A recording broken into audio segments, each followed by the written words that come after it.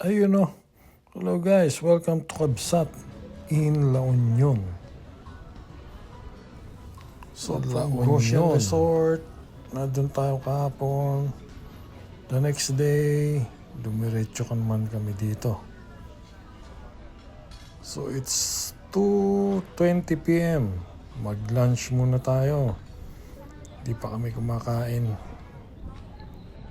Ang last namin ay yung breakfast dun sa Goshen. So dito kami sa taas ng restaurant pumwesto para ito makita natin ang view agad, di ba? Kita natin kagad ang ganda. Ayun o, loob ng restaurant. Wow. Kabsat La Union. So tapos na po kami mag-lunch.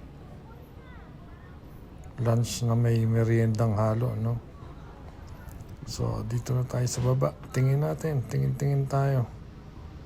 Ayan, yung mga upuan yata yan, no? Yung mga nakataas na yan, mga pinatutuyo, mga foam yan, Kasi ito, wala pang mga foam tong iba. So, doon tayo kanina. Kumain sa taas ng restaurant. So, ito yung access nila papunta sa beach. So, very fine weather. Makulimlim. Cloudy. Mukhang uulan. So, hindi natin alintana. Yan, talagang may araw. Wala tayong magagawa.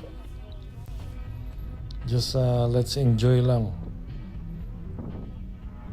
So paglabas nyo dito, habang naglalakad kayo papuntang beach, may mga nag-o-offer ng mga rides.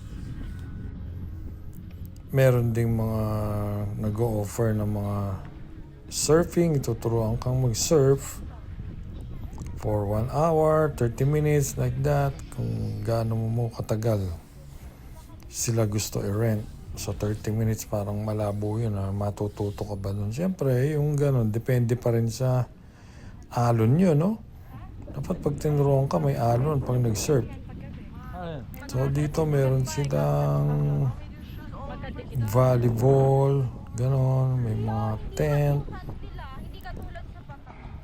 may mga bilihan din ng mga snacks, tubig. So yung buhangin smooth naman. Malambot siya.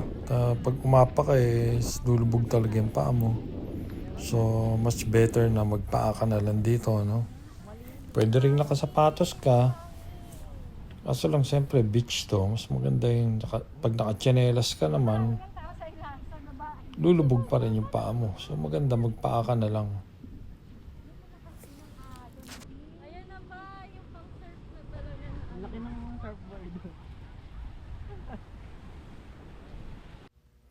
So itong ganda, medyo malakas yung alon, no? Wow! Sarap ng hangin.